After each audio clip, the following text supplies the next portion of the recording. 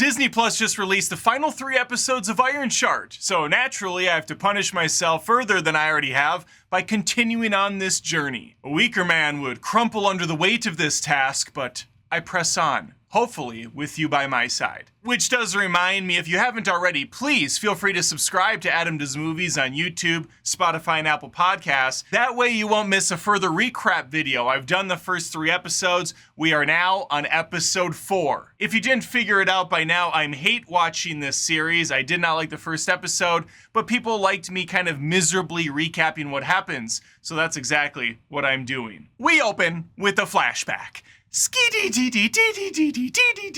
Our villains are doing another classic B&D, but they look a little off. Our lovable Cappy is capless. Instead, he's rocking a hoodie, which is doubly confusing because our main villain, Hood, is hoodless. The role reversal is messing with me. Hoodless opens a secret compartment in this home, revealing a safe. It was almost too easy. Almost! A security guard shows up to make the arrest, but boom! He's shot in the back by the artist formerly known as Cappy. Capless tells Hoodless they should split up, but not to worry. He will always be close by. I'm always with you, he states. Smash cut to a present time photo of him above his casket. To be fair, he's still not far away. Hood is sad. The team's distraught. Nails, in an attempt to lighten the mood, offers to share some kind words about our fallen Cap. I guess his real name is John, but the birth name is not what defines him. The beanie is. Hood takes this opportunity to talk about how loyal Cappy is, while looking at Riri, who's incredibly sus in the corner, looking like the most guilty person to ever be guilty. Parker lets our girl know that he has big plans for her, in the most ominous way possible. She awkwardly leaves. Wish I could do the same. He adjusts Cappy's photo on the wall. The camera pans back a little bit and we get a reveal of the Ironheart logo. I love this! The Ironheart logo is always the best part of the episode. Riri's annoying ass friend Natalie is back. She's an AI, so I guess she can't really quit her. She's helping to figure out what in the hell that cloak piece is that they stole from Hood in the previous episode that I actually thought Natalie had dropped. But I was wrong. They have it still. In my defense, watching this show is constantly putting me in and out of consciousness. I don't really know if I'm coming or going these days. Certainly not coming.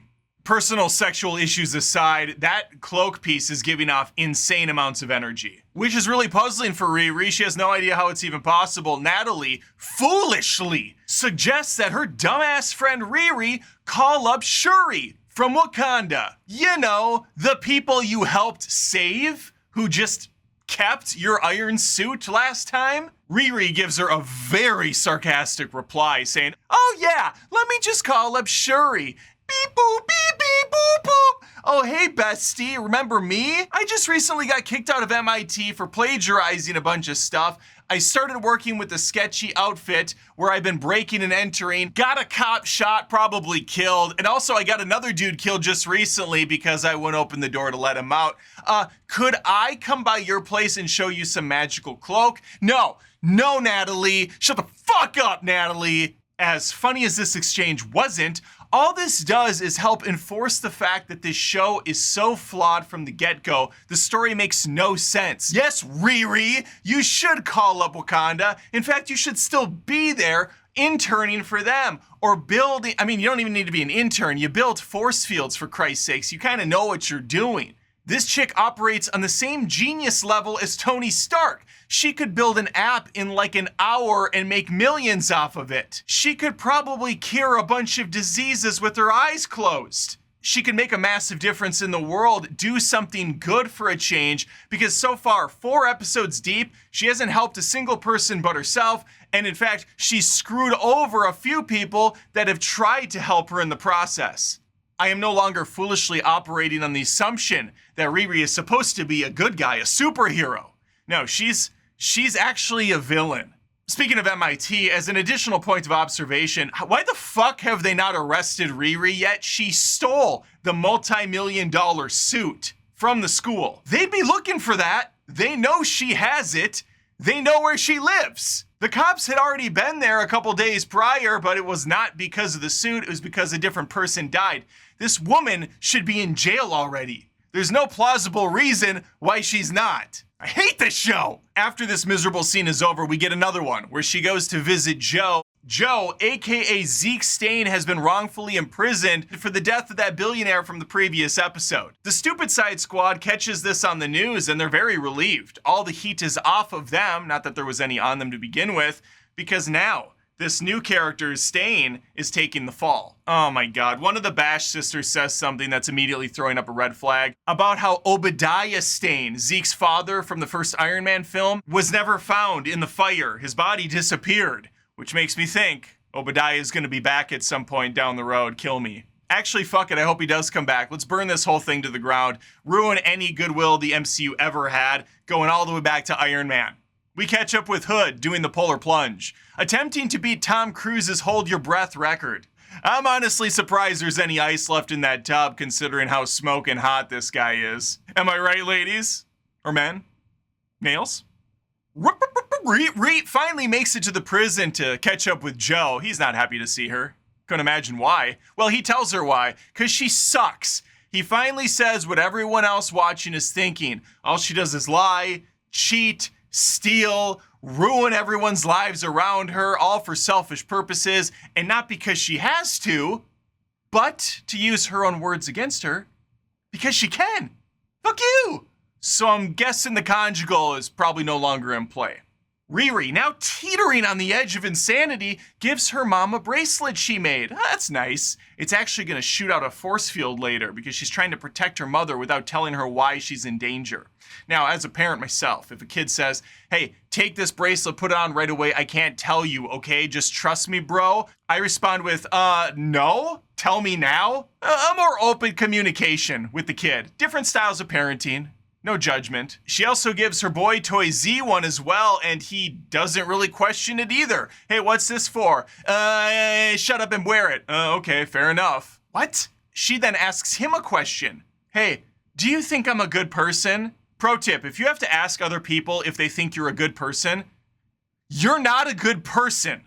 Doesn't say yes. Instead, he beats her around the dick for a bit, and even at one point compares her to Spock. That might be the most disrespectful thing that's ever been said about Spock. Ever. Riri finally gets some shut-eye inside of her iron suit because she thinks someone's gonna kill her at any second. Fair enough, I want to. But she's startled by the sound of her mother screaming, hurry, get in there! And see your mom scared of the force field that you gave her that shot out of the band because a gunshot went off on TV. Apparently she was watching the X-Files. And now I have to tell you, I'm into Riri's mom. She can get it. All right, finally, we sit down on the couch and mom is gonna start parenting a little bit, which naturally triggers Riri, who is a villain in this show, to lie once more and say, I just think I need some sage or something to take the edge off, mom. So they head on over to their friend's shop, Stanton's. This is when female Urkel transports them to a different realm using magic. Skididee-dee, flididididee. It's giving Agatha All Along. Down that road, down that bitch's road. The magical ladies say they studied in Nepal where all the great sorcerers do. They also mentioned Doctor Strange at one point, which made me sad, realizing once more that this is part of that same MCU that we had before. How depressing. Female Urkel, or Femkel as I'm calling her, stirs up some shit in a bowl to figure out what this cloak thing is, and then sticks it to a window. This piece of fabric is infused with an unspeakable darkness. A magic so evil, so hideous. We have to immediately escort Riri and her mother out of the establishment and tell them to not go buy this cloak again. Another job well done. We also learn that this force is influencing Hood. Okay, another revelation. Cool. Now we just have to figure out how to destroy the cloak. Riri spinning her wheels with her mom, trying to kind of get to the bottom of it. Mom doesn't give a fuck. She's over this chick. Listen, Riri, I'm sick and tired of you lying to me. You are not the daughter I raised. You are a garbage person. My words, not hers, but she's not thrilled either. And Riri, ready to turn the corner and turn the page on her life, nods in agreement with her mother, taking down mental notes of how she can fix herself and better her character. And no, I'm joking. She runs away. She gets in her suit and flies off. She's the worst, but it's okay because she's a villain. And that's what villains do. And just to clarify, it is not the actress's fault. These people are hired to do the performance that's written. It is the script's fault. Okay, no disrespect for the actresses or anyone in this show. I don't care. It's completely piss poor writing and management. At the prison, Joe now gets a visit from Hood. Can this guy get a day to himself? Jesus, he just got in here. Joe's like, where the hell were you guys when I had a nice home? I was born to host. Hood offers him a choice: rot in prison for the rest of his life or get out to become a new free man, starting over again. Joe's gonna take the afternoon to think on it. I do find it odd that Joseph didn't bother mentioning Riri to the authorities. You know, seeing as he does not like her at all, she screwed him over and he has a bunch of evidence on her, on top of the fact that she has connections with this crew, on top of the fact that MIT should be looking for her. I mean, it's an open shut case. But no, he's just gonna keep his mouth shut. In an attempt to find something that can destroy the cloak, Riri heads on over to Joe's bunker. And as luck would have it, there's a key under the mat so she can just let herself in. Question, why is the bunker still available to even go inside? I'm pretty sure the FBI knows Joe has this stuff. It was all over the news. Why is this place still accessible? And why is everything still inside of it? We get a little montage where Riri's playing with the Bunsen burner, mixing concoctions, words are on the screen. Alas, she does not find a solution to the problem. And so that's gonna make her do what she always does: get in her suit and fly away again, pouting. I love this character, she's great. She starts having a panic attack mid-flight. Natalie sets her down and she goes to look for help. Meanwhile, back at the prison, Joe is being led out of his prison cell around the corner as he follows the flickering lights like he's a stupid bug, leading him right outside to the Stupid Side Squad, the new family he's gonna have. Natalie picks up Riri's will they, won't they friend and drops him right off next to her. And it is at this point Natalie reveals her true AI form as his sister. His reaction's not great. He's not into it. As it turns out, some people do not like seeing their dead relative brought back to life as an AI abomination. He storms out. Good luck getting back home, jackass. And Riri can't seem to get a win. Joe, now sporting a new tight cut, is going through a crazy science experiment with nails, which includes getting strapped down to a table, getting plugged in with some electrodes, and having drills burrow into his head. Great. Now this is the only way I can achieve climax. Best skullfuck ever. I don't know about you, but I sure can wait to see what stupid thing he turns into. But that's gonna have to wait for the next episode. We end with Hood learning that Riri is the one responsible for killing his beloved Cappy. Hood is getting upset!